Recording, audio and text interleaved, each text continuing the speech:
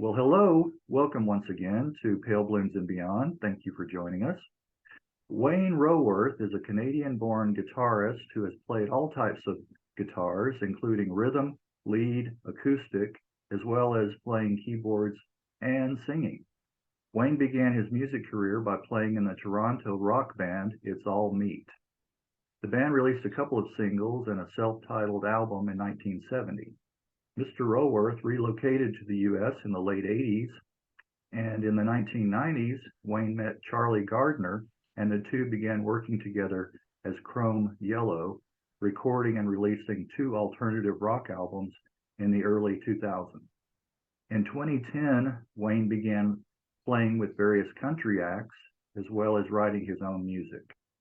Over his career, he has played everything from blues, rock, country rock, and alternative. And my guest is still writing songs to this day. Well, welcome, Wayne. Hi, Greg. How you doing, buddy? All right, good. Thank you again for your time and visiting with me today. Well, You're welcome. Take us back to the beginning. Talk about where you were born. I was born in the city, Toronto, Canada. Just sort of moved around a lot. My parents were kind of lower middle class, and we just moved around a lot. And I think when I was 10, my parents got their first house, and we moved to a little town called Maple, which is north of Toronto, maybe 20 miles or so.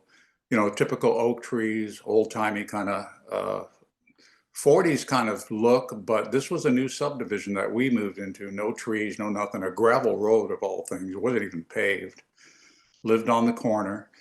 And the first thing I did, I think it was about a month after being there, I got on my bike and rode back to where my other home was, because that's where all my friends were. And that was like 20 miles on a 4-lane highway, riding your bicycle at 10 years old. Had a lot of chutzpah back then. My parents were pissed. I was going to say. A neighbor, I went to, neighbor called and told them where I was, and they just couldn't believe it. So anyway, so that was my start in Maple. But Maple turned out to be a nice little place, a very community, when you see Pleasantville, that movie Pleasantville and all that kind of stuff, everybody knew each other, because all you had was them. We had an IGA, a grocery store, an insurance office, a butcher, and a community hall, and two elementary schools, and that was it. Didn't have a high school. It was that small. Is that right? It's not now, but back then, we're talking what, early 60s, I guess. Everybody left their doors unlocked. Oh yeah, absolutely. And you would just walk over to a neighbor and walk in the door on some neighbors that you knew very well and say hi, stuff like that, And we would have parties as young teenagers, and we wouldn't trade girlfriends, but you would go to the next party and you wouldn't have the girlfriend that you had in the previous party, because there's a limited amount of people. I mean, you couldn't date a lot, and it wasn't really dating anyway. It was so social and so light. It was a lot of fun. You guys were young players at that. Yeah. So Maple was I guess my roots, I would say, because I was bouncing around before 10 a lot. How about, do you remember hearing music in the household being played? No, I do not. And I produced my own music. I'm an only child, no brothers and sisters. So Dad would go to work and I would go to school, and I would come back and listen to the radio in my bedroom and stuff like that. I was very, myself with music, was very introvert. I wasn't sharing initially. Of course, everybody was talking about the Beatles and all that kind of stuff, 64, 63, 64, 65. And so you picked up on that. And I don't remember where I bought all my records, but I remember getting them and listening to them on, those little 45 turntables that they play 33s and 45s. I had one of those in the bedroom, door was closed, and I would just play, I would wear them out. And I don't remember what, I think it was, I'm going to tell you this story. I heard, that lead intro to Bonanza. You're right, right. Yeah, Yep. you know, that kind of thing, that trotting kind of sound. I wanted to play that on guitar, so I bought a guitar. I think my dad bought it for me. It was an old Harmony acoustic, not an electric, just something with strings, and I learned that song. And it was easy because there was no fretting involved. That song can be played just with the open string. So all of a sudden, you know, I was very good at assimilating what I heard and transposing it to an instrument per se. I Okay. found that early on. And so anyway, progressing a little, my parents thought I should take guitar lessons. So I went, somebody was teaching guitar, and I think it was in town somewhere. I didn't have to travel. And they started teaching me Twinkle, Twinkle, Little Star. And I was so disappointed that they were doing this.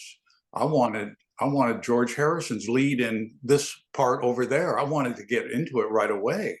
And no, and so I think I went to one lesson, and that was Uh-huh. it. Yeah, Okay. it was not knowing the disciplines of the reasonings of what they want. I was very impatient, Right. and because of my ear, I said I can do this so much quicker.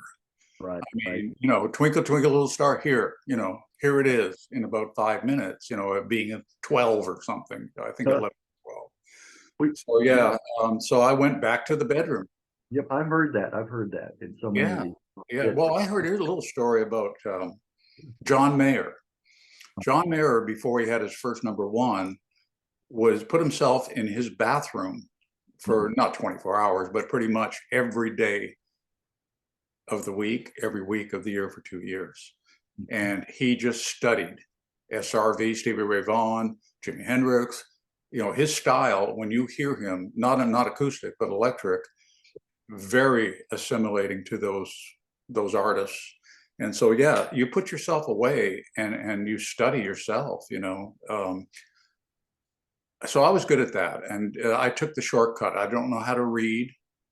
Um, and I tried, but it was just like, I can do this so much quicker. You give me, and I'm not BSing here. You give me any song on a stringed instrument and I'll have it down.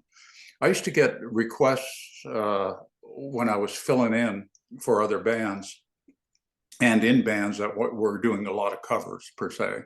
I would get their set list. There'd be 45 songs on there. I would know maybe 20 or 25 on, and then I would have to bone up in a day or two on the rest and be live on stage doing those songs by ear.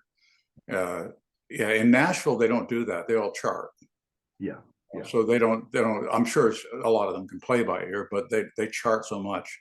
When I recorded in Nashville, back in, I think it was, 2002, the producer was asking me, well, where are your charts? And I said, I don't use any. He says, well, you can play, but you can't get a job here without charting. I wasn't looking for a job. It was my own music, but that's how the conversation went. He was surprised that I wasn't charting. So, and the musicians, I had to sit down with them with my music, and they would chart off of my music. And then they would go and add their stuff, but they had to know how it went, and they would chart, the progress of the music, and then add stuff, ad lib on top of it. Interesting, just interesting stuff. So that's how I learned, in the bedroom. Yeah. Well, how old were you? You were pretty young when Well, you I started was 12, I think, when I had my first guitar. playing. Okay. Um, And what was it? What kind of guitar was it? it was that Harmony acoustic, non-electric, and then I progressed to, let me think, it was a Vox hollow body, which was a dual electric, sort of looked like a Gibson ES35, or what is it, EP or S? I forget the thing, but it's like you remember John Lennon's Blonde, Yeah. Sheridan? Yeah, it looked like that. Yeah. Yeah. And it was a nice guitar.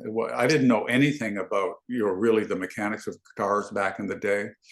I mean, I learned that later, of taking them apart and building. I've actually built a couple of guitars, but so yeah, I was okay. And I went I'm kicking myself because I bought a Telecaster right after that one, and being an idiot teenager, I stripped all the paint off of it and put stickers on it and all that kind of stuff, you know, all that psychedelic crap all over this beautiful, I think it was like a 64 telly, which is probably like 10, 20 grand now.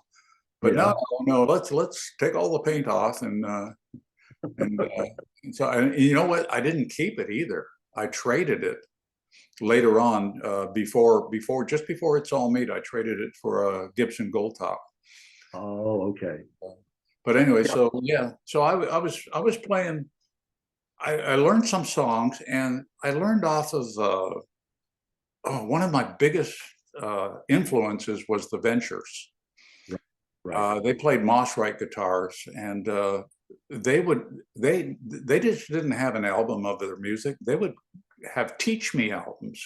You would open the gatefold, there would be chord charts and stuff like that in there, to Walk Don't Run, to Tequila, to those songs, and I would learn those songs, the rhythm part, and then the picking part. They didn't provide the picking part. They might have had the music, but again, I don't read music, so I would just listen to da da da da da da da da da da and just have it down. And so I would learn these songs, and then I would associate myself with my friends. And one of my friends down the street got a guitar, and then we got in the basement and started hammering away and just doing stuff.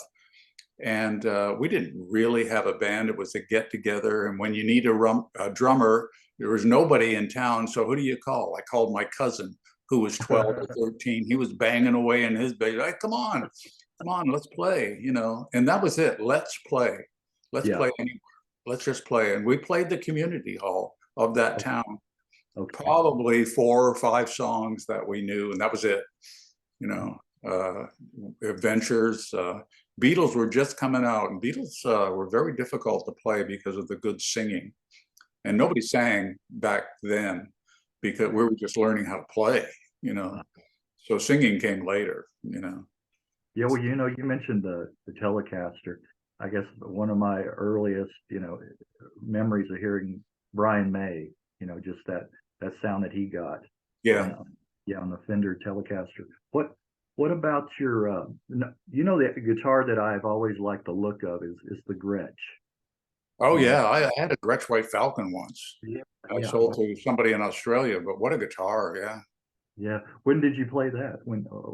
Chrome Yellow, yeah. That YouTube that we have on House of Blues, Huh? you'll see that guitar there. Yeah, very rich sounding, and yeah, guitars are amazing. You know, it's all about tone. Tone is everything to a guitar player.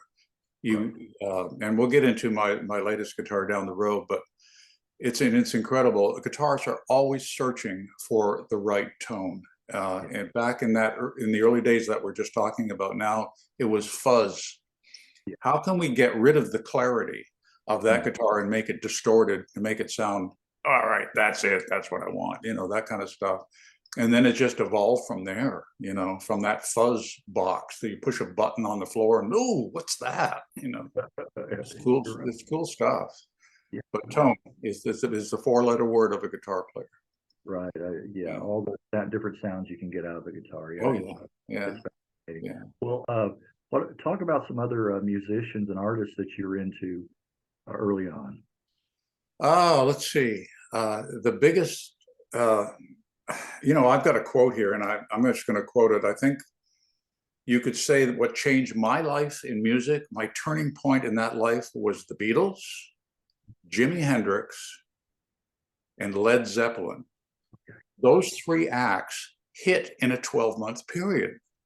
Now we're talking when I'm 15, 16, or 17. It was right before It's All Meat. We were talking like 67 when Pepper came out. Yeah. Remember when Pepper came out? And then Jimi Hendrix played Sgt. Pepper's Lonely Hearts Club Band live, like 2 days later after the album was released.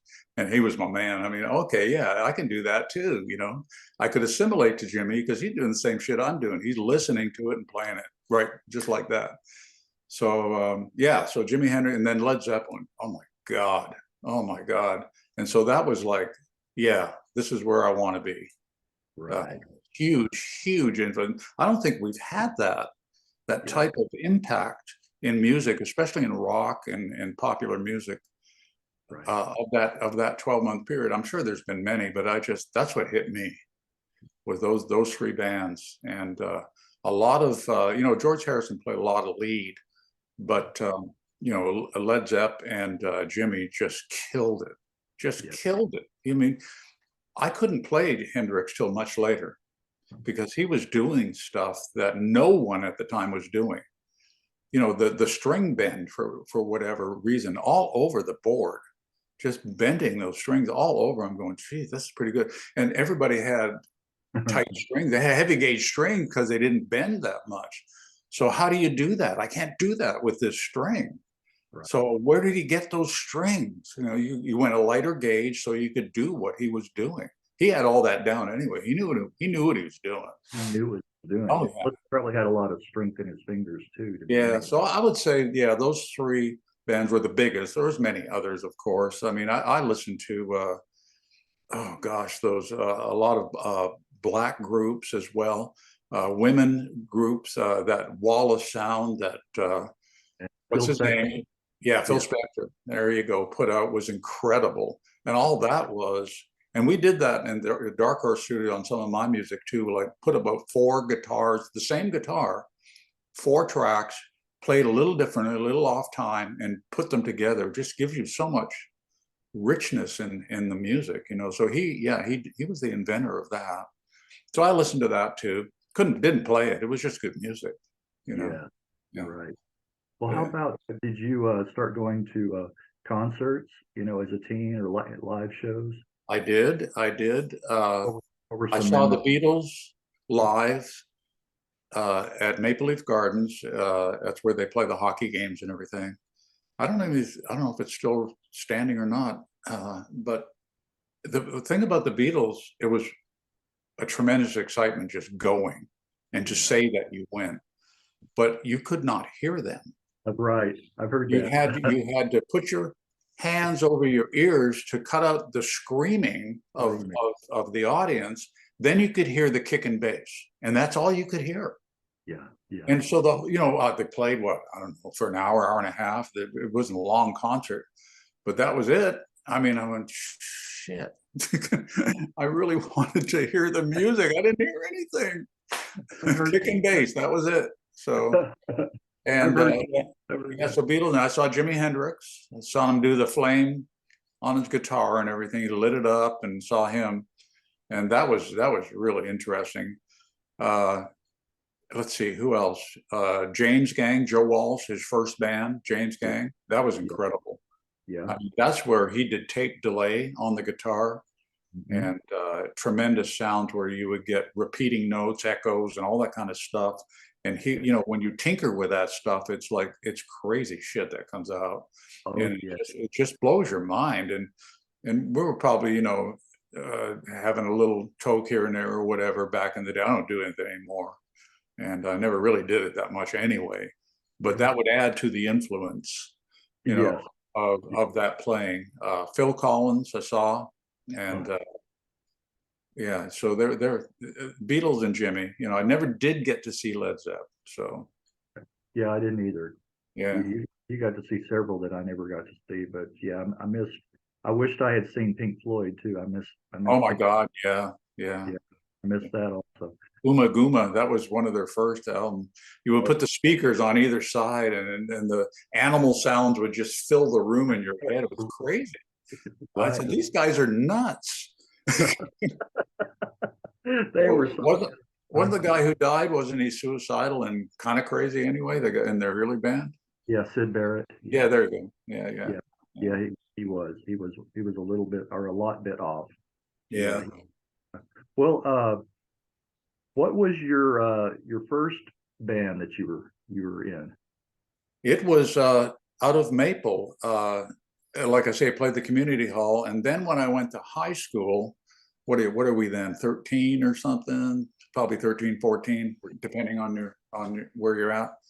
I met more people, of course, and a few more kids that wanted to play. And so, you hook up and you go to their place, play in their basement.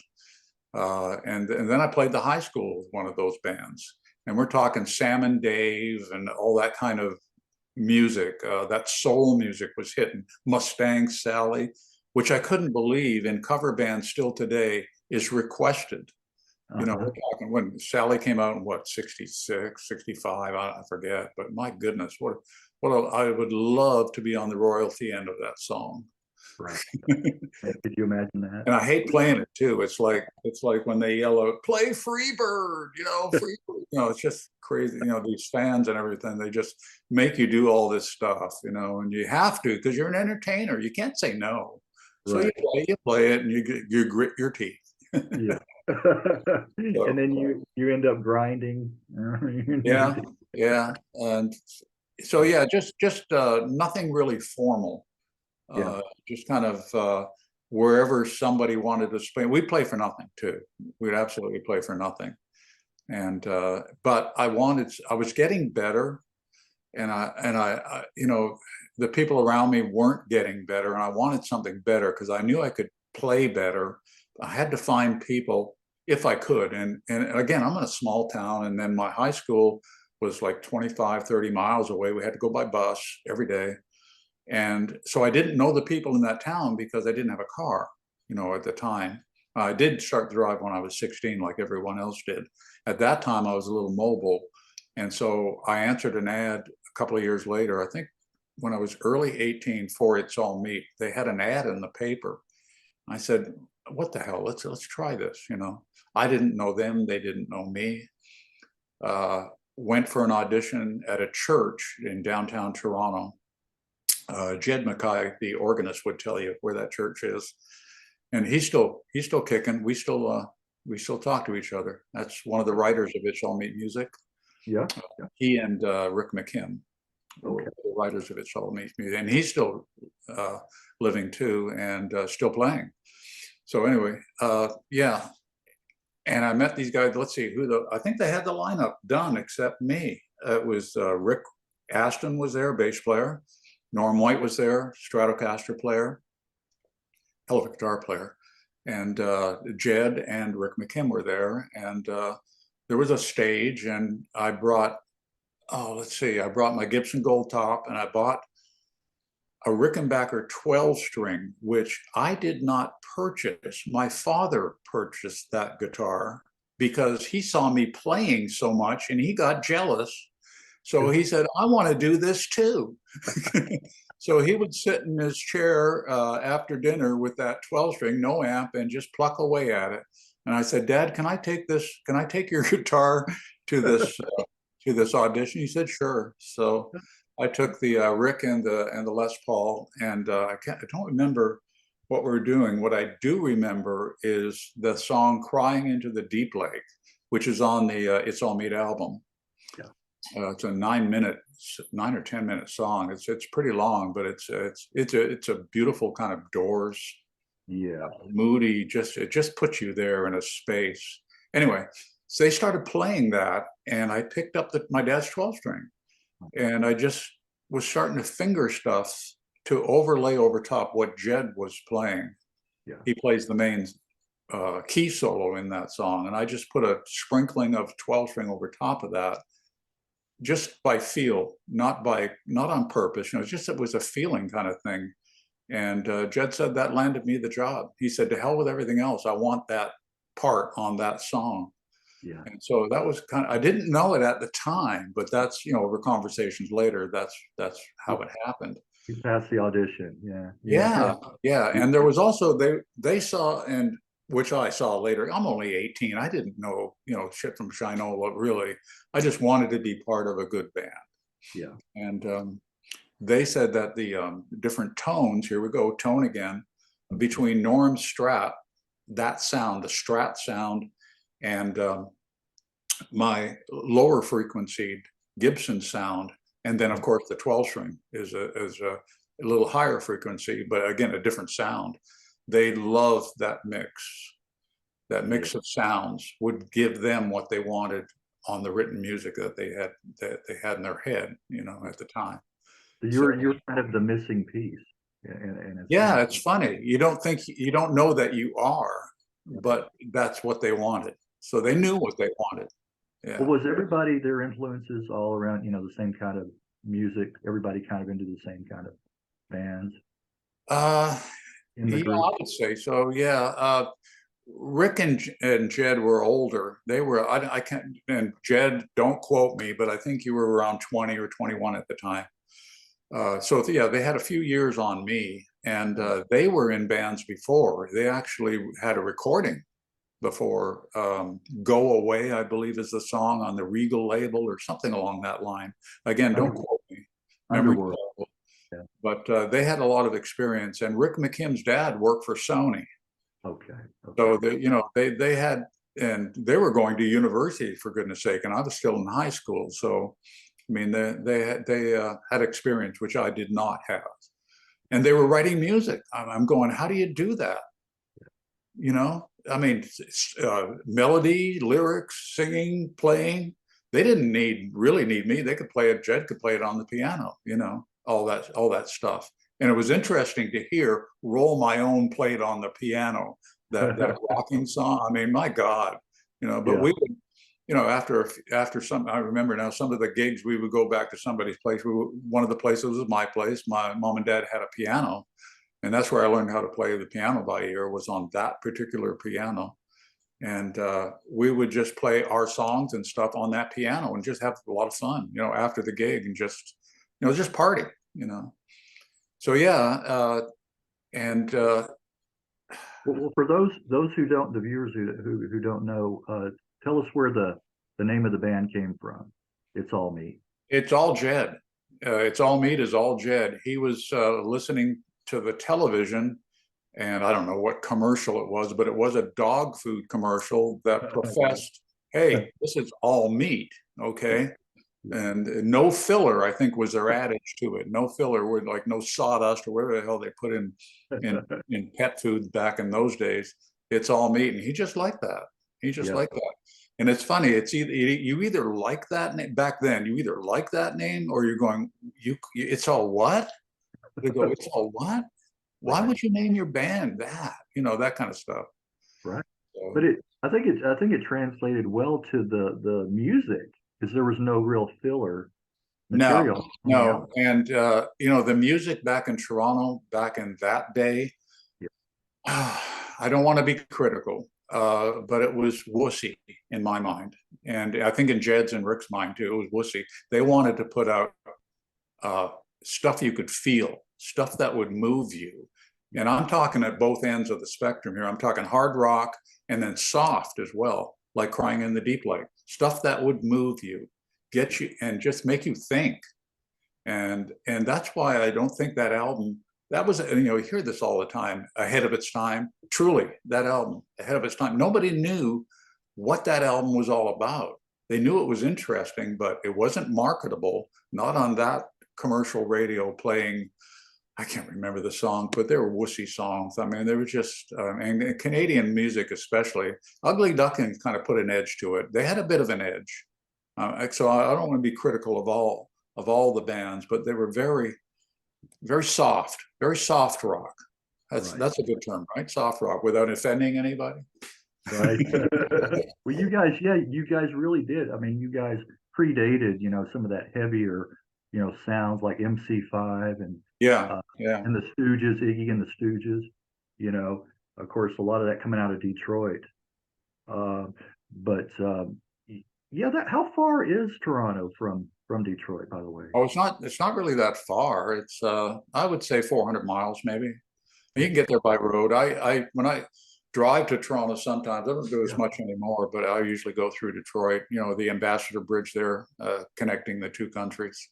And it takes maybe 4 hours to get to Toronto from there, Right. Right. if you're doing Okay. 100. If you really I got a smoky on my tail. Yeah. Well, talk about some of the venues that you guys would play live, and any in particular that you remember. uh, we had a we had a home base, what we're going to term as a home base, that we played at least once a week or maybe twice a week if we weren't busy. Or anytime we would ask the owner, can we come in and play? I think is when he says, sure, sure. He loved the band. It was oh gosh, back in that day, they called them coffee houses. They were really set up for folk. Yeah, folky. And Yeah. so, you had tables and chairs and people sat around, and, it'd be a narrow kind of, wasn't a wide venue because of premium space. It would be a long venue. Anyway, it was a coffee house, and there was no stage or anything like that. And we would set up at one end of the tunnel, and if that place would just pack. They were lined up against the walls. They were standing on the tables. They were sitting down, whatever. And the meat would be at one end. And because it was a very small venue, I'm going to guess maybe a couple of hundred people. It wasn't a large venue, but the energy was absolutely incredible. We had so much fun in that place. Norm, the Strat player, he's a bit of a, I'm going to say show off. Okay, so he had the Jimi Hendrix mentality, and I'm sure he was influenced by Jimmy on this. He would take the neck of his Strat and run it along the chrome mic stand, so Oh, it was a giant slide. yeah. We didn't have slides at all in our fingers like they do when you're a true slide player. You'd take the darn mic stand and use it. And he would either take the guitar and push it left to right, up and down, playing it. I'm not talking just an effect. He would play it. And I may be stretching the truth, but I think he picked it up once as well. Oh, he did pick it up, but he didn't play the guitar. Mhm. He picked it up and started knocking the tiles out of the roof, and then he would take his guitar and knock, those white tiles? He Yeah, would yeah, poke holes in them, and white stuff would come all down, and just, he was an right. effects guy. He was a bit of an entertainer, and it was cool. It was cool. It wasn't just noise either. Like Jimmy, when he did his burning stuff and everything, it'd just be a bunch of feedback noise. Norm actually was playing through all this crap. And I'm a stoic. I'm not an entertainer. I'm a stoic stand-up guy. I'm a player. Norm's both. He was all, and that was cool. It was cool. And Rick, oh, do you like the drumming in that on that album? Yeah, What do you think yeah, of that drumming? I thought that was amazing. That guy right, was so frenzied and so precision. right. And so anyway, he would be in the back, and he would be so involved with his playing that he would hit his knuckles on the snare rim, and they would start to bleed, and blood would be everywhere while we're playing some of this songs. I have my old guitar case that cased my, I don't have my Gibson SG Custom anymore, 69, beautiful guitar, gold plated, that was all wore off because of sweat and everything. But in that case, I show the case, that case has Rick's blood in it from Oh, some of those gigs. wow. I know, it's just weird, huh? Just weird. Well, if there's ever unsolved crime, I mean, Oh, we'll get them. We got them. you got the DNA. You got the DNA. Rick, time to run. Yeah, Oh we my. got 'em. It So was, that's it was, that's a good memory of that. That was like a weekly thing, like I say, and we would. Oh God, here's one too. Um, after one of those gigs, Norm and I would travel together. I had an old, I don't know if you remember the Mercury Comet. Do you remember those?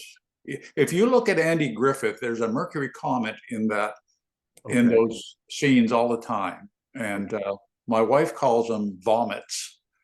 It's funny; it just comes to mind. A Mercury Vomit. They weren't a real good-looking car, but anyway, I had one of those, a four-cylinder. My first car, I think it was a 61 or a 60 or something. It ran okay, and it Yeah. got us from point A to point B. So Norm and I would come out to the car to figure out what we're going to do. Go to some sort of Waffle House or something. I don't know with the glare, but Oh, that's a newer one. Yeah, that's a mine new had one. fins at the back. I had Okay. fins. Yeah. Okay. So what year is that one? Okay. That is what year is that one? It doesn't. It Look up a doesn't. 60. Let's see. It's oh no, that one is the 64. Yeah, 64. see, that's a newer one. Yeah, that's a newer one. Yeah. Okay, I know what you're talking about though. Had to look Yeah. that up. So we get in the car, and there's females in the back, and what are you doing here? You know, back then everybody did what they wanted to do without hurting someone. If that makes any sense, it was more freer. I remember walking around downtown Toronto in my bare feet. Wow. You could Okay. just do that, you know, and just walk around. We're talking 3, 4 in the morning or whatever. I mean, it was so safer back then. You didn't even think about bad things happening. You just did. Yeah. And it was a good time. So there's these two blondes in the back seat. And what are you doing here? Blah, blah, blah. Oh, we just want to hang with you. We just want to darn your socks, whatever. Well, we went to a party or something. Everybody had fun, and I don't remember getting my socks darned. So you know, she owes me. I was if kind of if you're PO'd if about you're that. out there if you're out there and you're watching this video, That's right. And yeah, I forget her name, Wayne, but you know who you are. yeah, Wayne's still waiting for his That's socks to be right. darned. That's right. Yeah. She feels very guilty, I'm sure. Oh my God. So that's a Okay, well, memory. The yeah, other, another really good one, and it was a nice venue too. They had a Masonic temple, Yonge and Davenport, which is pretty much downtown Toronto, right on the corner. This big concrete structure that they used for the Masons to have their meetings at, and they would get thousands of people in there. And it was abandoned, and some promoter put some shows in there. And Muddy Waters came to town, and I don't know how It's All Meat got into that venue. It might have been when Jack London, and we'll get to Jack in a minute, but he might have booked that. I'm not sure, but we opened for Muddy Waters. I think it seats around 5,000, if I'm not mistaken. It was a nice venue, and you know the up in the balconies and stuff, there were big rows there where people were, so you could see people not just at a flat level, but they were really up there and all around. It was nice, and so it was close like a club, but huge. I mean, if that, you know, wasn't a Maple Leaf Gardens, of course, but it was a nice venue. And the band had some movement, I think, at that particular time. That's probably why we opened for Muddy. And when Norm would do, there's the single "Feel It." yeah, It's not on the album, but there's a chord that he strikes. It's a beautiful chord. I don't even know what it is, but it's wonderful. And he gets a bit of feedback on the end of it. Well, he did that. The crowd knew exactly what that song was. And they just went into a roar. And "Feel It" used to be I don't even know if we played it, but it used to be an opus or something. It used to be like 15-minute kind of long song. That's what you did back then, you know, those long things like Sunday Love and Crying the Deep Lake. I mean, you just did that back then. But it got condensed into a short single. And after "Feel It," we did, probably some off the album. And anyway, great success, great success. It was only like for 45 minutes, wasn't a long time. And when Muddy came on, and Muddy, if you're listening up there, I'm sorry, buddy, but it was dead silence, dead silence. And it was nice. We got some good press on it as well.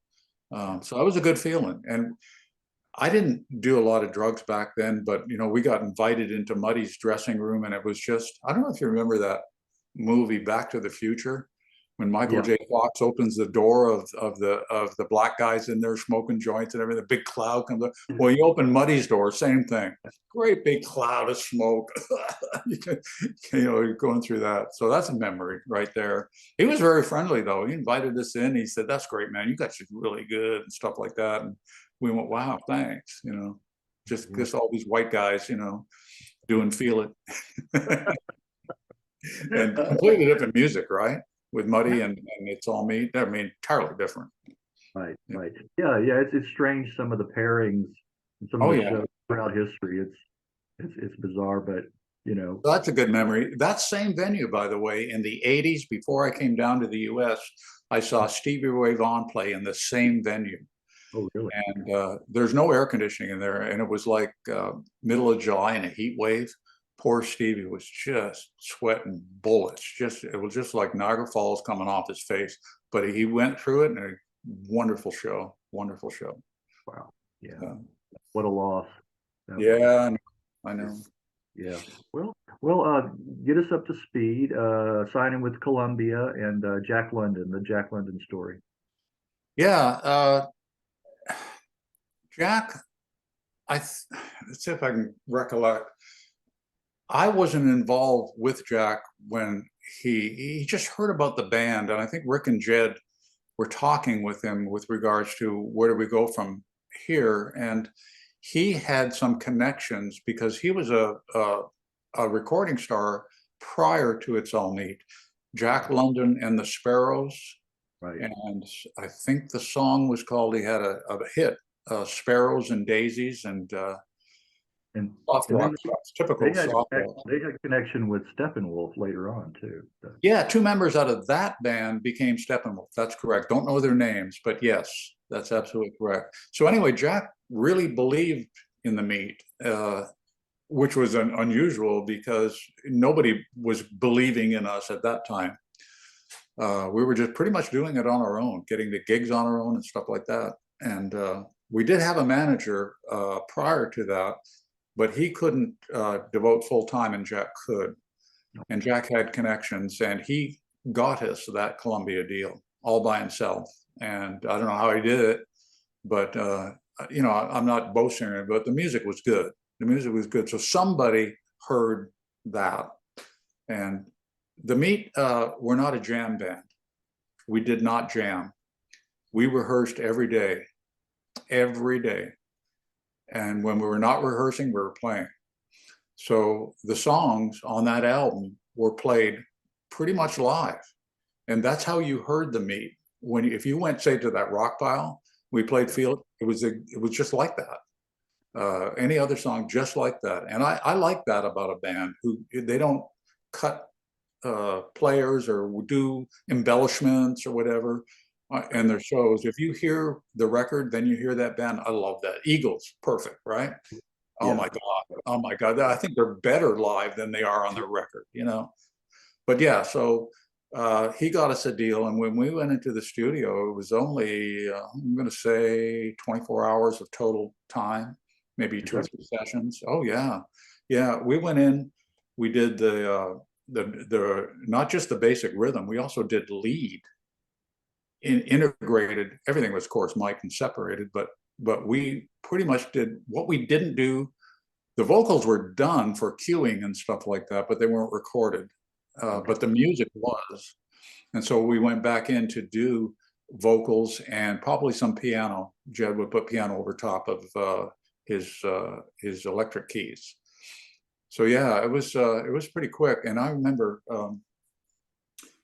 Jed said it was time to do, I think it was Self-Confessed Lover, which is a bluesy kind of song. And that song's kind of, I was wondering why we were doing that song, because it kind of was off kilter of what the whole album was about. But I guess they had reasons for that. Anyway, Wayne, he says, I want you to sing that song. Okay. Wayne's jaw dropped. What do you mean? I've never sang in my life before. He says, you can do it. You can do it. And I had brought a friend with me, a guy, a buddy from my small town of Maple, real close friend. And we went into the men's room and I practiced that song for about 15 minutes to a half hour. And he said, yeah, it sounds all right. Yeah. I said, all right. So I did it and I listened to it now. And I said, well, that's not bad for my very first song. I mean, I'm talking, I didn't sing live ever, anywhere. Yeah. So whatever got into Jed's head to ask me that, I don't know. But anyway, that's a little tidbit. Who was the producer on that album? Meisner. I can't remember his first name. It's on the album and I don't have it in front of me. Bill Meisner, I think. Okay. Yeah. Yeah. Right. And he was, he actually sang some of the harmonies too. He was helping us out on some of the harmonies on there. So he's on there a little bit. Yeah, it is Bill Meisner. Yep, Bill Meisner. There you go. Hey, I'm not dead yet. You still have a few brain cells left. Yeah, 2. Well, at least they won't be least they won't be lonely. You know, you Yeah, got well, two. that's true. Yeah. Yeah, yeah. Keep each But other Feel company. It, I don't know if you knew this, but Feel It was covered by Question Mark and the Mysterians. Experience, yeah, yeah, right. Yeah, and I listened to it, and it's okay, but I Yeah, don't know what it was about that first time. That was our first recording. Feel It was not done in the album was done in RCA Victor Studios, which is defunct now, that name. But it was a different. That Feel It was done in Eastern Sound Studios in both in Toronto. yeah, Eastern Sound was like a little lower on the availability, how do you say, space and all that kind of stuff. RCA Victor was like pro all the way. It was gorgeous. It was really nice studio. And yeah, so there was two. But you know, I listen to Feel It now, and it's like, oh my God, will you guys slow down? it is bad. It's crazy. You know, you got all this energy It's when you're that frantic. young, and you're just Yeah, like you're not doing 100, you're doing 150, right, pushing right. 200, and it's incredible how some And of it was ahead of its time again, you know, for yeah, that. yeah, People weren't doing that. Bands weren't doing that, you yeah. know. Did Columbia promote the album when it was released? Was there Uh, I'm going to say no. And the reason I say that is because what we saw, we didn't get hardly, the FM stations were just getting on stream. They were picking it up, but the AM stations were pretty much programmed with this wishy-washy, soft rock kind of stuff, was 90% of their schedule. And there was no Canadian content rule back then. I don't know if you're aware, but the Canadian government I was decades going to ask you ago, about that. I was going yeah, to ask they put in you got to have this amount of content because the US was just creaming the market. I mean, all the stations were playing US music. So if you're a Canadian band, it's like, who are you? And by the way, the stations would get payola. You're not paying us to pay. We're getting paid to pay this stuff from the artists, from the agencies, from whatever, you know. So it was really tough, really tough. We got some press, minor press. We got some minor play, but you know that was pretty much it. And it's sad. It's yeah, sad. I mean, I think Fergus has got his song on a lot more than us, and so did the Ugly Duckling. Because I heard them. You know, I'm in my car. I'm going, Jesus, they're playing their shit, not playing our. What's going on? But again, our music was different. They're yeah, going, I can't play this. I can't play this 9-minute song on my station. I have 2.5 minutes, right? And Feel It was 4. yeah, I exactly. think it's 4, maybe 350, something like that. Close And to so 4. yeah, they're into 253. Back in the day, a 3-minute level that they couldn't go over 3 minutes. Yeah, So, but the FM stations could, but they weren't big enough. They didn't have a big enough audience back then. yeah, And the sound quality was wonderful on FM too. I was compared to AM, it was incredible. yeah, And so yeah, it's a bit of a shame, but I yeah, mean, it is what it is, right? yeah. Well, so that's why there wasn't. Did Columbia pull the plug after that first one? The first I don't album? know. Yeah, I imagine the first album. Yeah, yeah. Yeah. I'm pretty sure they did. Also, Jack London pulled the plug. We, we, not a lot of money coming in, of course, and young. Uh, Rick Ashton was married, had a plumbing job. Other people had other things pulling at them. But the kicker was, by the way, Jack London, the good parts about Jack London and the band, he got us all 100-watt double stack Marshalls for that album.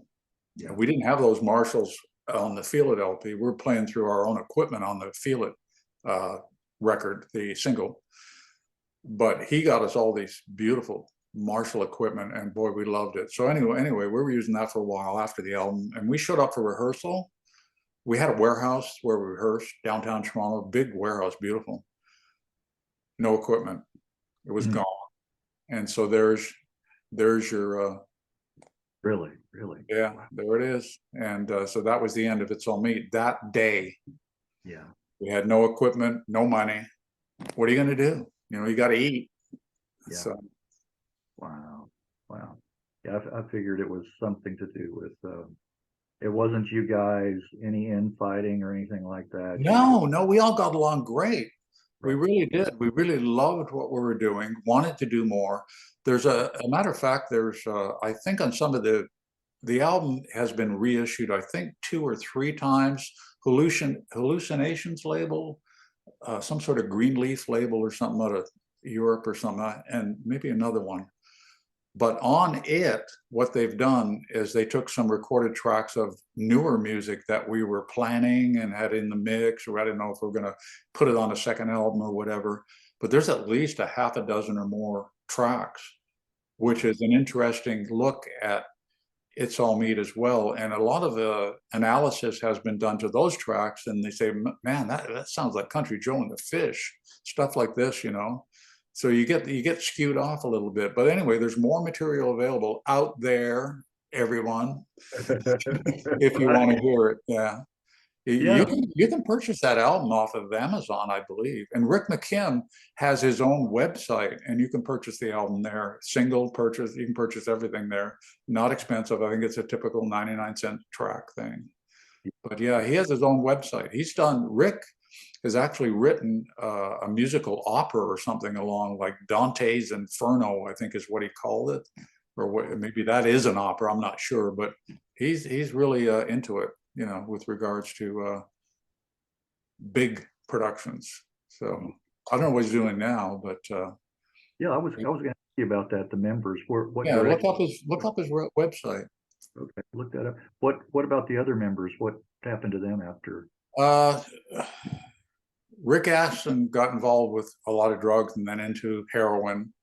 And I don't know the detail, but one of the fans that is his uncle told me years ago that he died around 40 due to drugs. Uh, Norm White, the same. They just went south. Now Norm was, like I said, playing with his brother Jeff White, and they had a pretty good band together. Nothing really huge or anything, but he was always playing. But again, then I heard his brother died too. I mean, Norm died, and his brother. I don't know what. I would assume it's all drugs. You know, thank the Lord, I never really got into that. I danced with it a little bit, but I just what I felt is that they just put me in a place that I didn't want to be in. You know, I Yeah, wasn't productive. I was just stupid. yeah, You know, that's what I felt personally. Everybody has their own opinion, of course, but and then, you know, putting stuff in your lungs and all this kind of stuff. I mean, what are you doing this for, Wayne? You know, so I got out of it pretty early, and don't that. But that's sad, you know, when you hear that. There was a reunion supposed to take place in New York City, and I'm talking 20 years ago now, for It's All Meat. Question Mark and the Styrians, It's All Meat, and all those bands of the late 60s, early 70s, going to have a reunion, but it was decided because of the loss of Rick and Norm that we really didn't want to do that, because, you know, each one of the members in that band had their own unique talent to right. bring it, that made that sound. Rick Aston, we called him Raston, by the way. We didn't call him Rick. We called him Raston. You know how these names come Yeah, about? So it was the R and the Aston, Raston. So he was known as Raston. Everyone. He had the Rickenbacker bass with nylon strings, and back in the day, that was pretty unusual to have nylon strings instead of, you know, your metal or your flat one. I got to hang up on that. It's a drummer from Florida, and he's gonna wonder why I hung up on him. But anyway, um, yeah, that's another story. He's a really nice guy. It's funny that he's calling though, you know, well, we're having this, you know, is it? but we Is smell something. Hey, is there a gig involved? You know. it? So Right. anyway, back to Rick Raston, played these nylon strings, and he was an incredible bass player. He would cover scales very well, especially if you hear "Roll My Own." He's all over the place in his playing, and that sound of those nylon strings is very good. And of course, so he brought his unique sound, and that's really where I'm coming from. And Norm White as well. He was, you know, he would double stack his amplifier. In other words, he had like a 100-watt head, and then he would stack on another 100-watt head to drive the bottom head. Oh, And wow. it would really like distort. It wouldn't make it like a fuzz or anything. It would just give it depth on his playing, and it was a good sound. So yeah, too bad, so sad. You know, we lost them early. Yeah, yeah, they were unique talents, and it wouldn't have done any good really to try to replace them for a reunion. Yeah, like you Yeah. said, they were so unique. Well, moving forward, then let's fast forward to the '80s. Um, in was it 1988 that you moved to the States? Yes, it was, and Okay, and what was the reason? I have one person to blame: my wife. Okay. It's all her fault. She did it. I had nothing to do with it. That's the Okay. end of my story. And you're sticking to I, it, right? yeah, I was. Shoot, that's got to be almost 20 years later, right? Yeah. 88. Yeah. I was working for a software company called McCormick and Dodge. They were a human resource software company that now it's called apps and stuff. And if you can imagine an app that's as big as a house, you know, I mean, it was a big system that ran on big mainframe computers back in the day. And I knew a little bit of that system. And so I become a specialist on it. And I would travel. They would send me around to clients in Canada and the US to train or whatever, what the things that I knew about the system that they needed. And I met my wife, Jan, in Huntsville, Alabama. That's where the birthplace of McCormick and Dodge, the software company, were out of. And I was in some sort of training session myself, and at oh gosh, I think it was a volleyball game, a company volleyball game I went to, and she wasn't even playing. She wasn't a member of that or an employee of that company. School teacher came with her girlfriend, and it was like, wow, here's me talking. Wow. No. It was like one of those, you know, wow. And wound up talking to her. And then, anyway, long story short, long distance dating, did it for about a year from 87 to 88, decided to get married. And I said, "Where do you want to live?" She said, "Not Canada." And I said, "Oh, okay. Well, where do you want to live then?" And she said, "Anywhere in the southeast of the US, anywhere, like all this Florida, southern states, anywhere, as long as it's in the South." And didn't take much convincing to me because I knew the South was warmer than Toronto. Right. So anyway, I had a headhunter at the time that took care of me and got me different jobs, different times. And he found me a job in Tampa, Florida, working for Price Waterhouse, which is Price Waterhouse Coopers now or something. I don't even know if they exist anymore. It's been so long. Big accounting firm nationwide. Okay. Lots of money, based out in New York.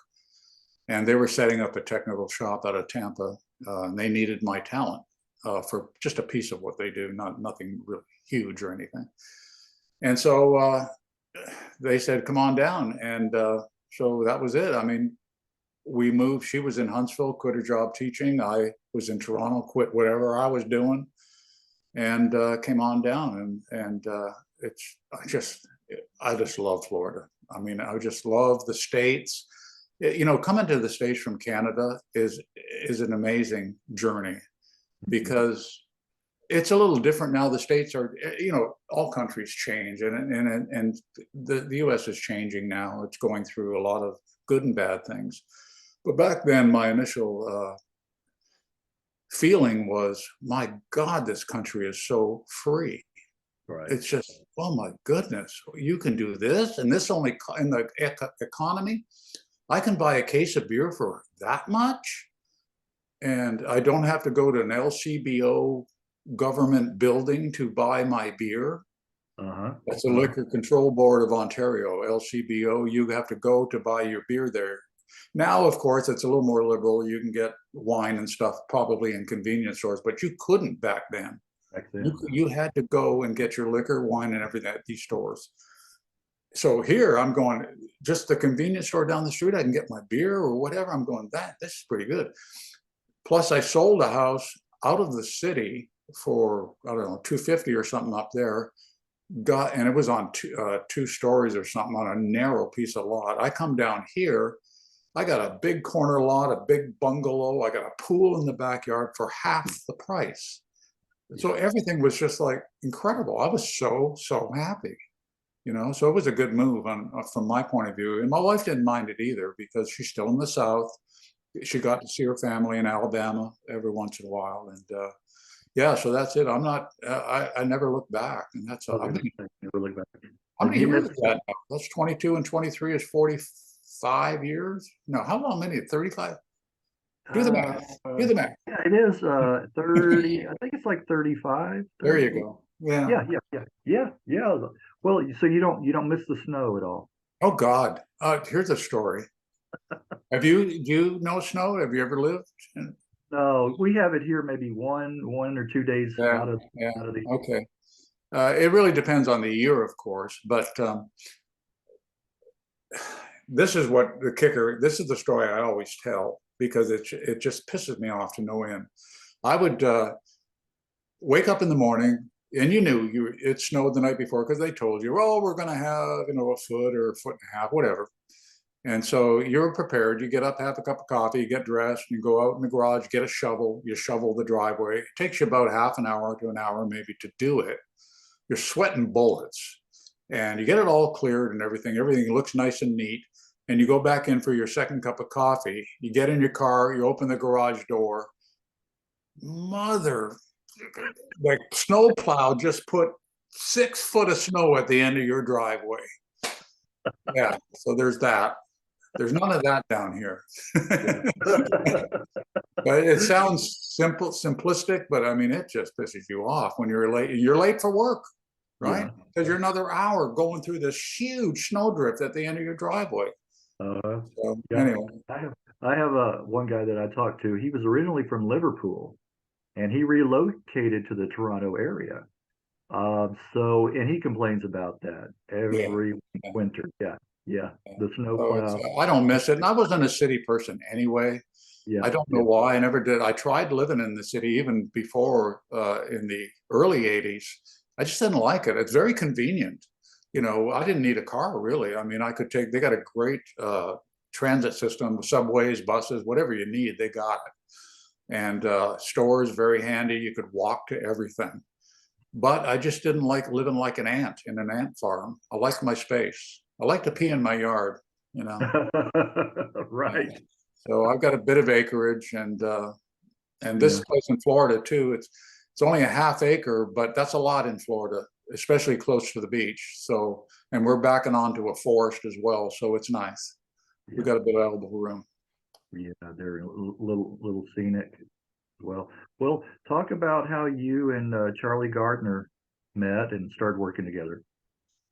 Yeah. Okay, so we're still in Tampa, and I guess this is late 90s. And I was getting more relaxed in the business. I went from Price Waterhouse to, I had a daughter in Toronto that we wanted to bring down and take care of. She was, she was having family problems. It was a divorce of mine, and we wanted her to come down and live with us for structure. She just wasn't getting it up in Toronto, so we worked that out. But because of that, I couldn't travel, and they were sending me all over the place. And I wanted to be with her, and of course Jan, and the three of us raise the little family and get her. She was, I think, 9 at the time we got her down, so it wasn't too late, and things worked out really well. Long story short. So I quit Price Waterhouse and I set up a business. A partner from Price Waterhouse also quit, and he wanted to set up a document imaging business because that was the latest and greatest thing back in that day. Nobody was doing it, but there was no travel. So we set up that little business, and we did that for 14 years. That was pretty good. And so anyway, I'm back home, and when you're back home and you go back to what you love because you have the time. Now, nobody's telling you what to do. Nobody's telling you where to go. You have the time. So I just sat at the piano. We had a a Yamaha Clavinova electronic piano. And I started writing on the piano, and I had an acoustic, started writing. And nothing really major, because I really didn't know what I was doing, because because you really have to get into it and learn from other people as well, and network a lot to get that thing down. So I met Charlie through a friend at my business who was doing another job at my business, and he told me, this guy wants to be a singer. He's always talked about it. Why don't you come on down? Charlie owned a store in Tampa that he was working out of. Come on down to the back of the store tonight, and we'll get together and just do stuff. And he played bass. This worker worked in my company, and Charlie was there. And Charlie's got a really unusual, deep voice. I don't know if you listen to some of those. Yeah, it's interesting. Yeah. It's I always wanted him to take vocal lessons, because I thought he would. He's a good singer, but he's not great. I mean, he's really good, but he could be so good. And don't we all say that, right? I could be over here. I could be even a better guitar player if I got off my lazy ass and did it. So, but we are where we are. But he's got a really interesting voice. Yeah. And we started to just jam a bit, and I started to toss some of my ideas into the mix of what I was working on, and nobody else was writing. He didn't write. He's not a musician. Charlie's not a musician. He's an artist, and there's a difference, and we won't get into that, but there's a huge difference between a musician and an artist. He's an artist, and he liked the material that I was writing, and so we just extrapolated that and started to do. It was like a little bit of a duo. We would travel around just an acoustic and him singing, and we would go to later on, one of the things we did, we went to Books a Million tour. We went all over Florida in the Southeast, just he and I, acoustic and vocal. So that was cool, because if you can play, I've always said, if you can play any music with an acoustic guitar and vocal, it's good music. If it lasts, if people like it, even in that form, right. So that was pretty cool. So yeah, Charlie had a lot of drive, a tremendous amount of drive. I don't know where he got it from, but it's incredible. He's got stories to tell himself just in his own personal life. He's a multimillionaire in Nashville, all because of he and his work that he's done for he and his family, all by himself. And it's incredible. It's a great story. Anyway, he had money more than I did at the time, because I was starting a brand new business, this imaging business, and just putting my heart and soul in that and trying to get food on the table. Jan, my wife, even helped out and got a job to help with health plan and all that kind of stuff. So he put in money. He said, I want to record an album. I said, okay, I'm in, and we had enough material, and we were playing clubs at that time. Around, again, local Tampa, Orlando, mainly in Florida, and we had a pretty good band. And he found this guy, Wes Stiles, who's now in LA, who is he's a musician himself, but a recording engineer and a bit of a producer, mixed bag, really nice man, that said he would record us. And so we went in, and boy, I'll remember late nights, early mornings, all-nighters on that couch in the producer's lounge, waiting for your turn, listening, whatever, giving input, all that kind of stuff. Where you got the energy and the time. See what music does to you? There's something in there that drives you to something you wouldn't do normally. Yeah. You wouldn't do all-nighters on something else, maybe. I don't know, but music just does that to you. And to know that it's your own music too. And this is the first time that I've done that. I was just writing music. Charlie was writing melody and lyric at that time. But I did get further. I wrote all the music to all the material, just on the acoustic or keys or whatever, would transfer back and forth. And so we did our first album called It's What's Next, out of that studio with Wes, and Wes added some keys on that. He's a good musician, and I thought that album was good. you either loved it or hate it, and it was always because of Charlie's voice. You know, it was so deep. I don't think people, you know, it was like a Creed. You remember Creed out of Florida? It was that deep voice. You Right. remember that name? Yeah, Yeah. they were good. He had a Yeah. good deep voice. Yeah. Uh, I'll so tell you another one that it kind of reminded me of the guy from Pearl Jam. yeah, Yeah. yeah, Kind of yeah. that kind of yeah. And I don't, you know, what I learned later on in life is that if you want to be a good writer, you don't write for yourself, really. And that's all really that comes out of me is me. That's and I know it's good music. It's just that not right for the time, or not what people want to hear, or publishers are looking for this, A&R is looking for that. You know, and they really don't want that music at that time. And so if you want to make money at it, you got to do what they say and not what you say. Yeah. So that's a little tidbit right there. So yeah, I was writing just for me out of my soul. This is the music, and Charlie put his soul on top of it. Interesting mix, interesting mix. And we were getting better and better. We actually, I think it was on the second album. Well, the first album, it was funny. We were promoting it out of this club, and oh God, the drummer and the bass player, they were kind of into drugs a little bit, just left halfway through the show. Really. Hmm.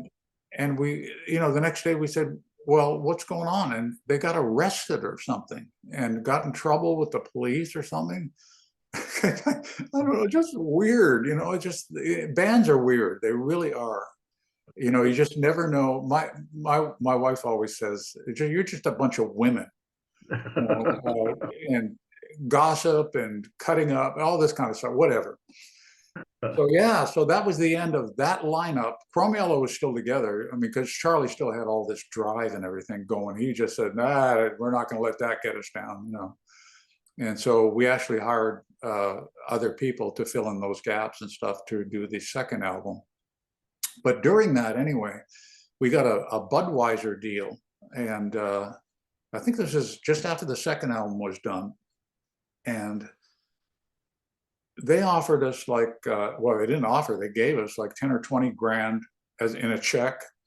And the only thing we had to do was play their Budweiser guitar. I had to play their Budweiser guitar at, I think the contract was for 10 gigs, and promote Budweiser beer or something. I don't know if we had to say anything or anything. I don't know what the mechanics were. It wasn't a major thing.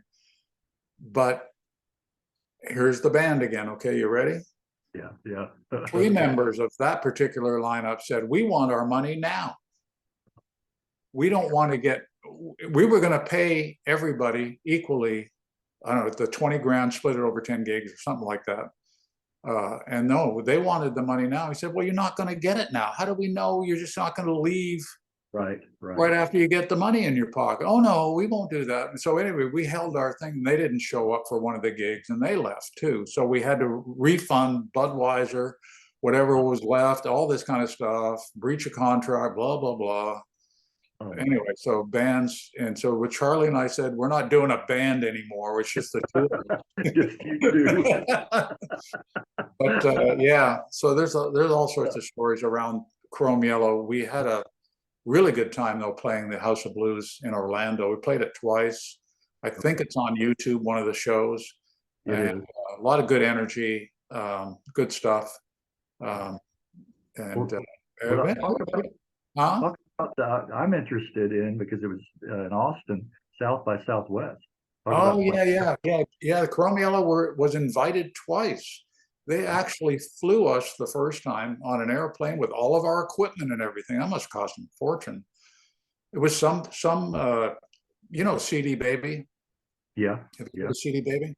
It was an organization like CD Baby. This head of that organization in Austin just loved. See, it's like Jack London and It's All Meat. You get somebody that loves your band or your music, they do things for you. Yeah. So yeah, they flew us there and put us up in a hotel and everything, and we did a show there, and it was a lot of fun.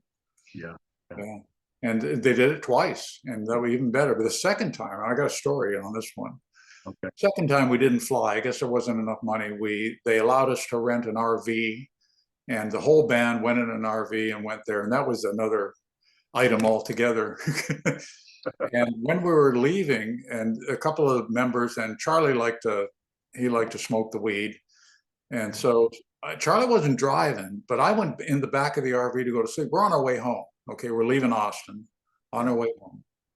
I get up and I look at the signs going down the road, and it says San Antonio. Now we live in Tampa. Okay, you know where Austin is, you know where Tampa is, you know where Hey guys, I think we're headed in the wrong direction. Oh no, we're fine. Everything's just fine, man. You know, just go back to bed. And I said, no. And then the next one's like 10 miles to San Antonio. I said, MF around.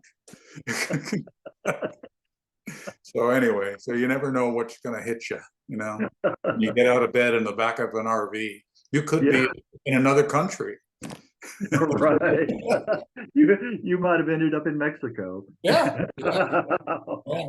Which I have been to Mexico, and I drove down from Toronto with a drummer friend of mine. After It's All Me, we took 3 months or something and just decided to go to Mexico, and that was a lot of fun. Yeah. We had long hair, and the Mexican authorities made us get a haircut. Oh, did they? Yeah, okay. And bribe about 5 Mexican employees along the way. You know, $20, $40 or whatever. Oh yeah, they milked us pretty good. But we're in our early 20s or something, you know, want to get into Mexico, want to have fun, and they took advantage big time. I don't know if they still do that, but that's what they did back then. Well, I have a story about that real quick. My wife is from Jakarta, Indonesia. Okay.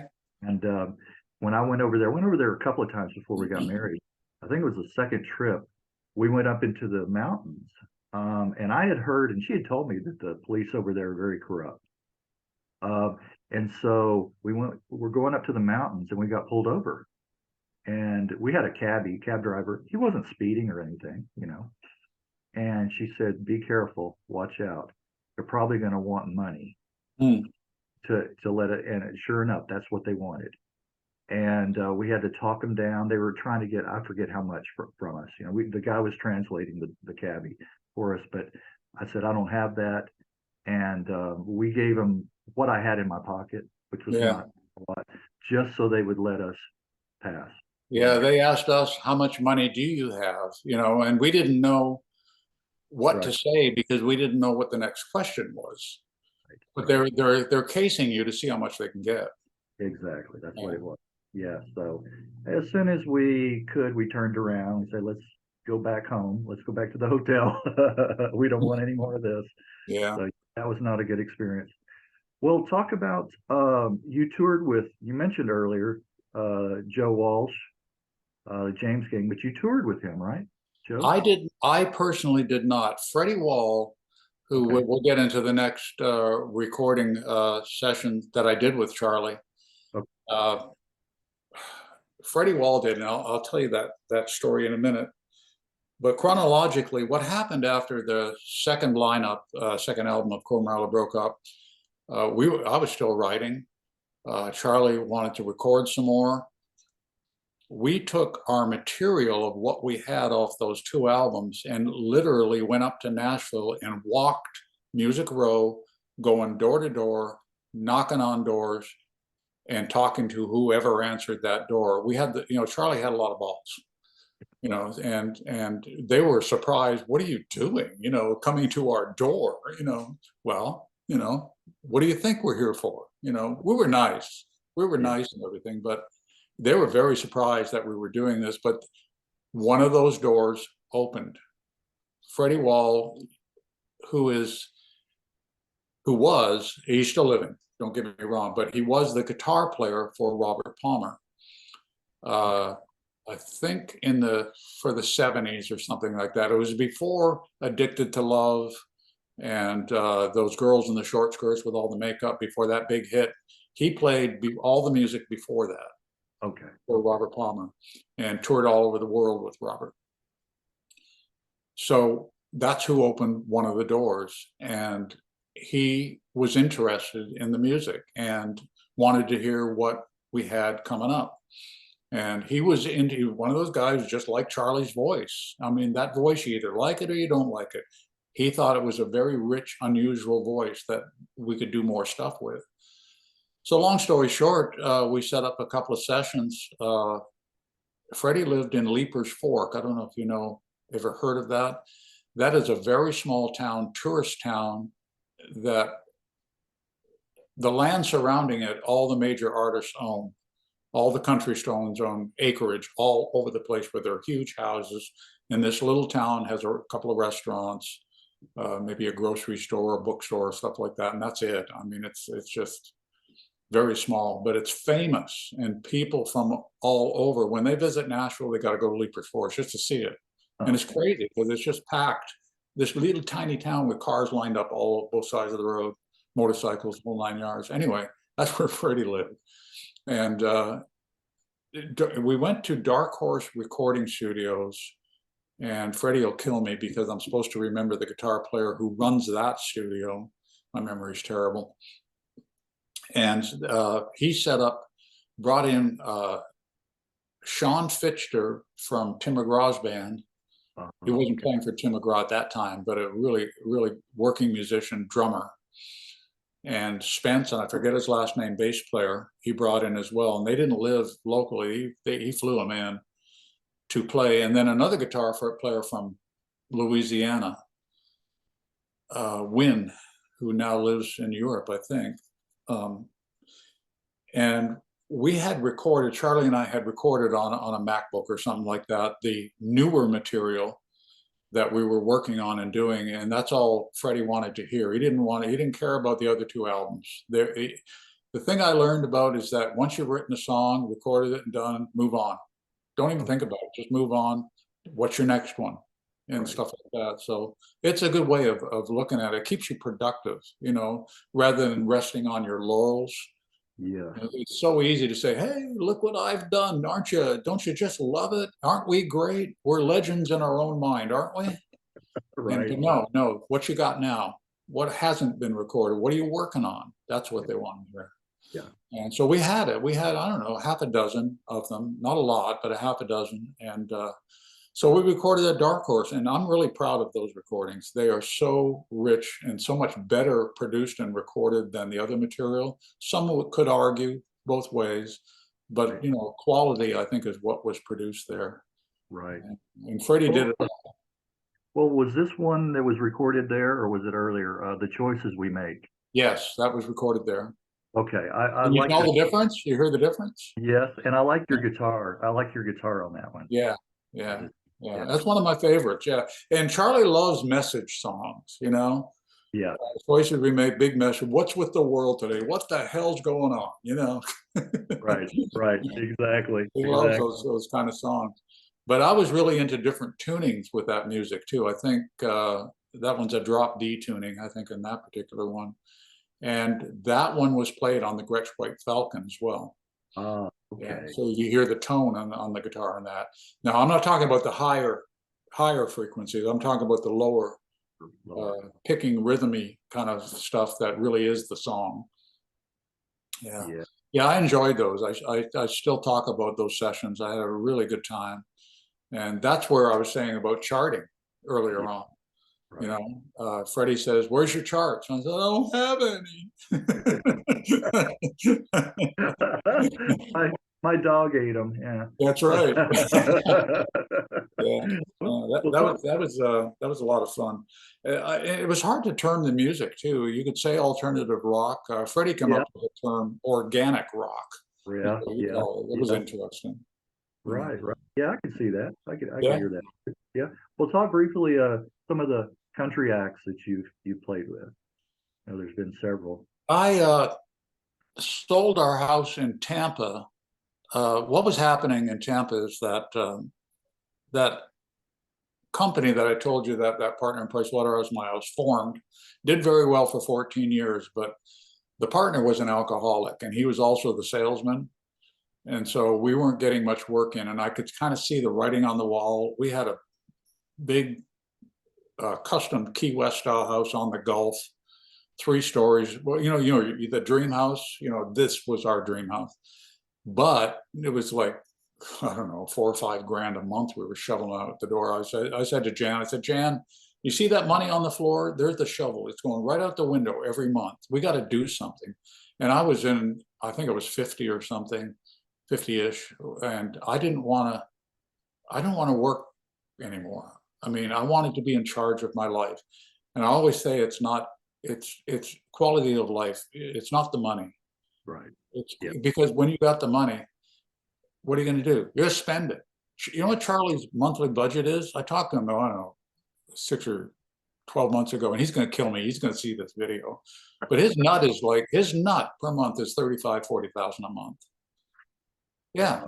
Yeah. Now he's fine. He's doing fine and he's happy. And God bless you, Charlie. Yeah. But I mean, my God, I mean, I just can't imagine. So, you know, he's got the money coming in to cover that. And that's wonderful. But at my end, what I had to do was reduce expenses. Yeah. And what happened was, well, I had a bucket list as well. Everybody's got one, either a mental or a list or whatever. And I wanted to build a house. I never built a house before. I always wanted to know. I didn't know how to do it, but I wanted to do it. And so we sold that property, dream house, and then took 2 years and I built a log cabin on the Swanee River.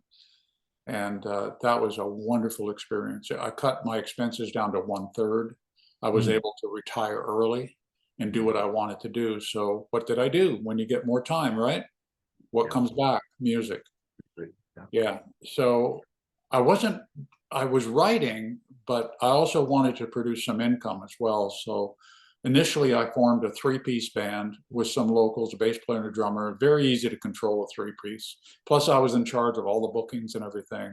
So I put this band together. We set up it was mostly a cover band. I had some originals in it, but if you want to make money, you got to cover. And so it was a kind of a variety band, country, rock, blues, you name it, top 10 hits, blah, blah, blah.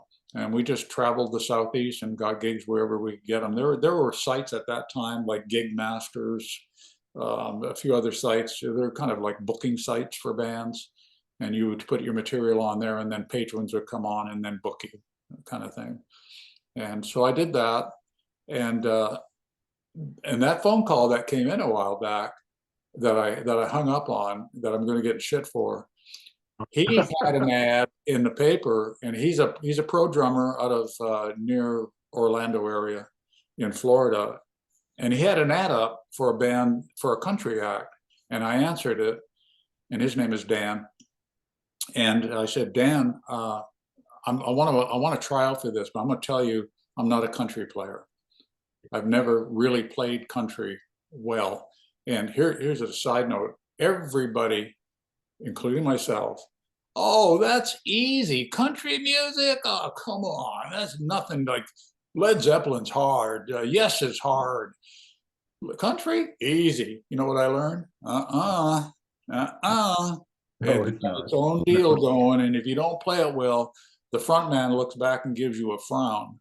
And it's very disciplined and tone is another part of country. You know, it's these wonderful, like, who's that great guitar player out of Nashville, Dave Mason? I don't know if you've heard of him. You need to look him up, the tone, and it's such incredible. And then the arpeggio style, the finger picking style that they do and everything, it's just incredible style. So anyway, it was hard, but what Dan said to me, he says, you can play it, just learn it. And he was right. And he's right. And it kind of gave me that confidence. We had a gig, in South Alabama with J.T. Curtis was the front man, playing out of a venue called Cowboys. I think it's about a 1,500 seat place. I had to learn 50 songs, and most of them, if not all, I had never played before. So I learned them all, and my first time, I got the look from the front man, but he understood that this was my first, and Dan was my buffer. He'll get it, he said. He'll get it. And I did eventually get it. And so I guess that was my getting my feet wet in country. And I started really liking it, you know, because it was done so well. The singing and the message, the storytelling, and the crowds. In the South, they love country. That's what they want to hear. you know, and it's a lot of fun. It's like a party when you have a country band, you Yeah. know, and so it was a lot of fun. And that was just one of the many. J.T. Curtis, Cross Canyon, Jay Collins out of Jacksonville. He gets invites to the CMA Music Festival every year, and we had a lineup to go to the Fan Fest there for a whole week. We played Tootsie's. We played the traditional tourist places. Oh gosh, what's the one across the street? I can't remember. Another one is Honky Tonk Central. Rippy's is the other one, and then we were allowed into the green room, and I met the crew of Lady Antebellum, Mark Chestnut, Charlie Starr from Blackberry Smoke. Met those guys in the elevator, and that was fun. It's funny when you see them face to face, and then you see all their press releases and everything. Hey, you look a little older. You don't look like that picture. I had a really good one with Mark Chestnut. Right. I'm a fan of his. He's got great voice, but got back problems. He's hurting these days. But let's see, Williams. Oh, here's a story. One of the country bands I was in, a guy named William Scott Collins. This is before I moved to Tennessee from the Swanee. I lived in the Swanee River about 10 years. And he was a great country singer. He's not famous or anything, just a great local country singer, fireman by trade, and then a country singer on the side. And I started to write country. And that was interesting. So, you know, because I understood it, I played it a lot, and I started to write it. And so we wrote some original songs together. That particular band was called Monroe Station. But the story is, and it's a sad one, Scott, he loved the country. He had a cabin in the woods kind of thing. Now, this man's a fireman, passed on us when our books were full. We were working, oh gosh, almost 5 nights a week and going all over Florida and the Southeast. Passed because he left his generator too close to the window. And the vapors got to him, and he was found just sitting in his jams on the floor. And boy, I'll tell you, when you got a family like a band, and you know all the wives, and you know all the fans and stuff like that, and then boom, the front man is not there anymore. It was pretty sad, pretty hard thing to go through. Yeah. You know? Exactly. So that's a little not a great story, but that happens. It happens to us, and we got to deal with it. Yeah. So Yeah. Well, talking about some of your more recent tracks and music, I would enjoy a couple of your latest songs. Fading Footsteps is one of them. I like that one quite a bit. yeah. That's a little bit of a sad tear in your beer kind of thing, you know. Oh, she left me. Don't leave me. Come on back. You know, that kind of thing. Yeah. That's one of my favorites. I'm glad you like that one. It's one of my favorites. And yeah, I decided I said, Wayne, you got to go get the lyric and the song and the melody thing down, because you've not been doing that. And my association with Freddie Wall after Charlie and that organic rock project kind of died off, I kept in touch with Freddie, and we talked on the phone a lot. And he wanted to, like I said previously, take Charlie under his wing and make him a star. That's what he wanted to do. But you know, Charlie's got so many feet in the fire on his businesses and on his, you know, he wouldn't be a multimillionaire if it wasn't he was doing. So he took the lazy route and didn't do that. And plus, he was disappointed in a lot of projects as well. So he had a lot that he didn't want to put the money and time into doing that. But he would have become a major star out in Nashville had he went under Freddie's wing. But anyway, so Wayne, Freddie, I want to learn. I didn't want to be a star. I want to learn how you do it. One of Freddie's jobs out of Nashville that he had was running a music production shop where the calls would come in for certain calls. He would have a team of songwriters, and they would have to have a song out in a matter of days and stuff like that. So he knew the disciplines of it. He made me buy a book on the craft of songwriting. Is that right? Some book out of the 70s that so it still holds true today. Uh-huh. And so I read the book and listened to him. He took me under his wing for about a year just on the phone. And I would be writing and I would send it to him. And then he says, that doesn't make any sense. He says, stuff like this. What are you doing? And, it's hard to get criticized, on everything, but he would stick with me and I would stick with him.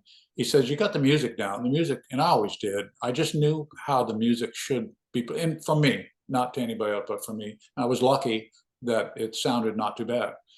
But he would help me a little bit with that. But the structure of the songs and the way songs flowed and what you were saying in the song as well was very important. And that's why he would say stuff, this doesn't make any sense at all. You need to correct this. You need to do this, try that. And it would expand. It was like a teacher. It was a very teacher moment. And so one of the songs I'm most proud of, I don't know if I sent you this one, was I wrote a song about Freddie. And his particular life story, when he was touring with Robert Palmer, he came home and there was no money in the bank account. There was no wife at home. There was no this, no that. He had been screw blued and tattooed by his wife. And so he had to rebuild his life with nothing after having millions. So there was that. And I wrote a song about that. What's the name of it? Oh, I knew you were going to ask me. Losing Sight of You. Okay. And basically, it just starts off the first verse is everything's wonderful. You got the phone call. Oh my God, it's going to be so wonderful. It's great. And the chorus is just part of Losing Sight of You. And I'm on a highway counting white lines of my past, wondering how long this admiration lasts. Like, it's going great now. When's it going to end? And it always does. It always does. Whatever project you're working on, however famous you are, there's an end. Yeah. And the bridge or the release, however you want to term it, the break in the song is coming home and there's somebody else's truck in your driveway and the doors are locked and your key doesn't work. Right. And so there's a penalty to play when you're on the road, when you're a musician. There always is. And one of my favorite sayings, and my wife will kill me because I say it all the time, in order to get something, you have to give up something. Doesn't matter what it is, material, money, doesn't matter. You want that, what are you going to give up? Yeah. There's always a sacrifice. Yeah. Yeah. So you don't get nothing. Where were we on Freddie? Yeah. You don't get something for nothing. Yeah. Well, another track, Sometimes. I like the lyrics to both of those, Fading Footsteps and Sometimes. But I really like your guitar, Sometimes. Oh, thank you. Yeah. That's tone again. And what I did, I used to travel with 6 or 7 guitars. I mean, that show in our House of Blues Orlando, I have a guitar rack in the back, and you'll see me pick up a guitar, put another one down, all because of tone. Well, thank God for miracles and technology. I'm playing a JT Tyler Variax now. I've been playing it for 10 years. That basically it's got a computer in it with a huge battery. Battery's about this big in the back, and you can do tunings with it. I can do drop D tunings with a flick of a switch. I can do, what kind of guitar do you want to play? Telly, Gibson, what model, what tone? Do you want to augment this, affect that?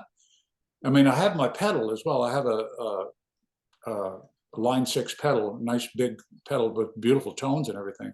But this will pick the guitar to go through the pedal just at the flick of a switch. Wow. And it's amazing. And it does it well. I mean, back in the day, they've been doing this for years, and Roland put out a product, but it sounded like crap. It didn't sound like what they were saying it should sound like. This model does. And it's wonderful. So I travel with one guitar if I play out for the last 10 years. It's wonderful. The wonders of technology, Oh yeah. And I hear stories about people with their own home studios, and just being able to create all kinds of sounds. And anything, they Well, can. it's all, and a lot of it's all drum and bass now too, and those songs that you heard, I played every instrument. Yeah, The drum tracks were samples. I brought the drum tracks in on those songs, but all the songs I've been doing this past year or 2 years, I've been doing on this machine that we're talking through right now, yeah, yeah, with either GarageBand or another type of recording producing software. They've come so far, and yeah, where everything's at your fingertips. The bass lines are punched out.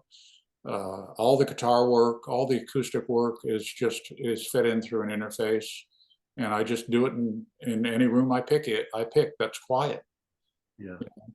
That, but what I didn't do, and that last thing I sent you about the acoustic room, Right. that was a cheap project. I said, you know what? I am just going to put this recording app, on my phone, and I'm putting the phone on the couch, and I'm going to sit on the couch, and I'm going to sing and play. Uh, That's what that album is. Not that- any high tech, nothing. I said, it is what it is. You get what you get. If you like yeah, it, you like it. If you don't, you don't. It's like a troubadour sitting on your couch right, right. having a cup of coffee. Well, And that's even to my ears, maybe I've lost a lot of my hearing, but it sounds really, really good. I mean, sounds Wow. like, Well, I'm picky though. I mean, okay, it's not okay, mistakes. It's quality of sound. It's like going from Florida, from West Styles recording Chrome Yellow to Dark Horse with Freddie Wall. I mean, it's like producer and people that know what they're doing in the right equipment. It's yeah. incredible the difference. So yeah, but I mean, I was cheap. I didn't, I said I'm putting a label on it just to hide the non-technical part of it. Right. so, so Lower your expectations yeah, now. and it's No. acoustic stuff. I mean, it's soft. It's not. Right. It's easy listening. Right. See, that's more up my alley. That Is it style. Yeah, it interesting? is. Interesting. But I think my favorite. I did give it a listen. My favorite is "One Last Dance with You." I think that's my Yeah, that favorite. was Freddie's favorite. He loved that song. He helped me write that one. Okay. Yeah, Okay. not in content or anything, just advice. Yeah. Yeah. And it was interesting. Yeah, the release and bridge in that's very pretty. I think really Rock pretty. stars. Yeah. Very, very Did you pretty. listen to the whole thing? Because I know they only sample on Amazon. Yeah, see, that's the thing. I was able to, it only let me do like two songs, but then I Yeah, looked on YouTube and they're on YouTube as well. I'll send you So, whatever you want off that album. Just let me know. okay. Yeah. It took me a long time to find you as another quality track. Yeah, that's about my wife. I wrote that about my wife, Uh-huh. because I've been married before and stuff like that, and it's Yeah, so hard to find the right person in life, you yeah, know. And yeah. so I wrote that song. It did take me a long time, but I found you in that volleyball game court, sitting on the grass. Isn't it interesting how you do meet? I'll just tell you this real quick. My wife, from Indonesia, I was online. We met online, and it was one of these chat rooms. I don't remember which one, but she was there with her friend, and I was actually talking to her friend. It got struck up a conversation. Her friend had to go to the bathroom, so Carrie, my wife, took over, and then we started talking, Oh yeah, and then became more interested. She and me, I and her, and that's how it developed. So if her friend hadn't gone to the bathroom, we probably wouldn't met. It's yeah, one of yeah. those luck Yeah, well, I things. was the driving force on my side. She couldn't understand, my wife couldn't understand why I had to sit beside her that night, why I was sharing my food with her and stuff like this. She just said, who the hell is this guy? But hey, persistence pays off. Yes, that's very true. That's very true. Evelyn, I'm coming home's another one that I like. I wanted to throw that one Yeah, in there too, and then Back in Time. Tho- those are my favorites on the first listen from. cool. Yeah, Cool. yeah, yeah. Yeah, I'll send you the full track. So I've got them Oh, on file. So okay, rather than paying for them. yeah. That's the thing with some of these apps. Is like they really get you, one way or another. Nothing's Mhm. free. Nothing's free, right? Well, well, anything else, kind of in closing, Wayne, that you'd like to talk about or plug or mention? No, not really. You can just on Google, just say Wayne Roworth, and you'll find all the stuff, all the It's All Meat stuff, all the Amazon stuff, and stuff like that. What I'm amazed with, though, in closing, is with regards to It's All Meat, and that's how this whole conversation started, is the fan base is growing still. Yeah, yeah, The album, by the way, is rare, yeah. only because of the number of albums produced, and then and the sacrilege done on every album. I remember I had one of those albums literally taped to my wall just as a display or whatever, and of course it left great big tape marks all over the album. And I wound up with no albums over time. And I went to this is a good story too. I went to a high school reunion back in Canada, and some of my friends who were involved, who knew about the recording of that album, and me bitching about not having an album, he ran home and got a mint copy of one and gave it to me. Is that right? And those albums will sell for a minimum of $1,000 now. Yep. Not the reissues, but the original. The originals. Yeah. Yeah. And Feel It sells for 300. Yeah. If you can find one. Yeah. I think it's the rarity of the album that sells a lot of people that, Yeah. those album hunters, Yeah, so I'm just amazed that it's growing too. I mean, I'll do a search, just It's All Meat search, and I'll see another new site or something that's picked it up or whatever. And yeah, so yeah, that just amazes me how that longevity Yeah. continues on a pretty much a no-name band, really. Right. Right.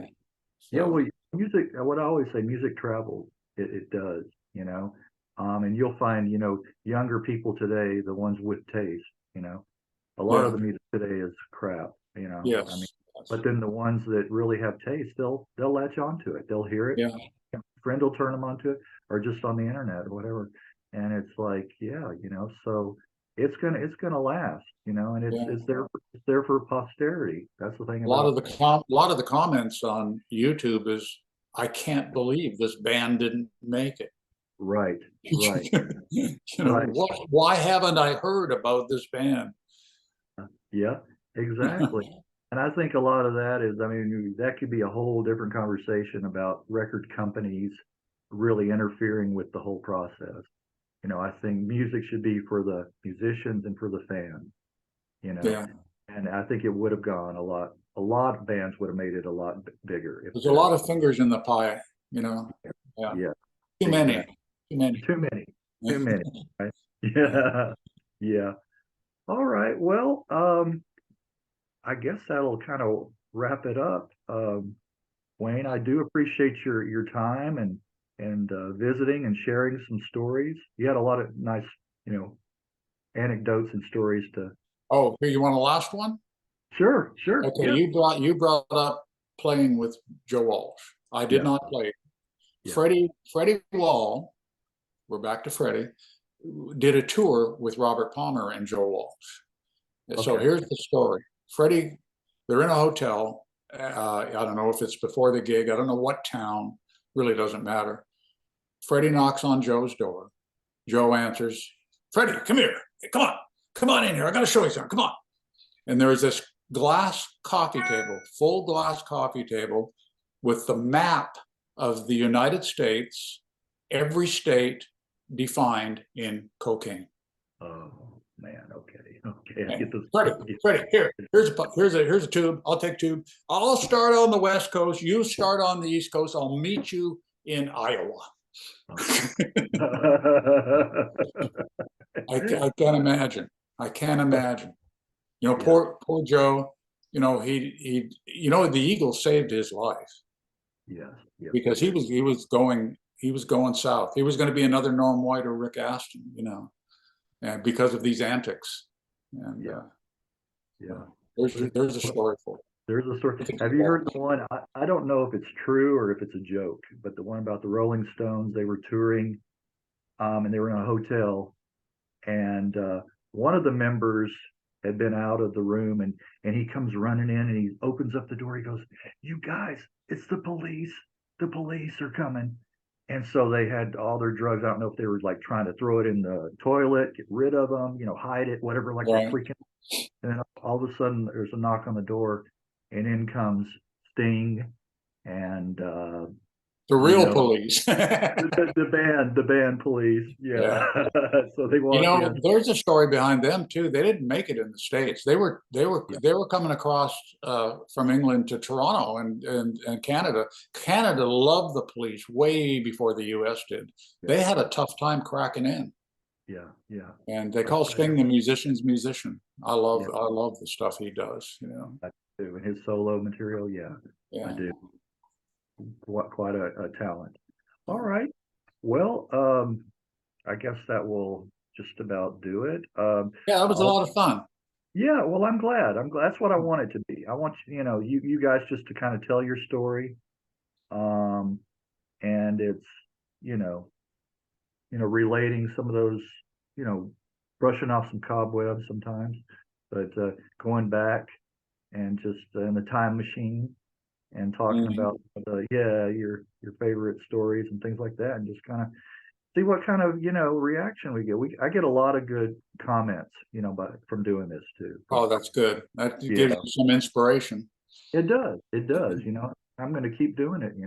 As long as I can, and it's real rewarding. I think not only for you guys but for me. I get a lot from it.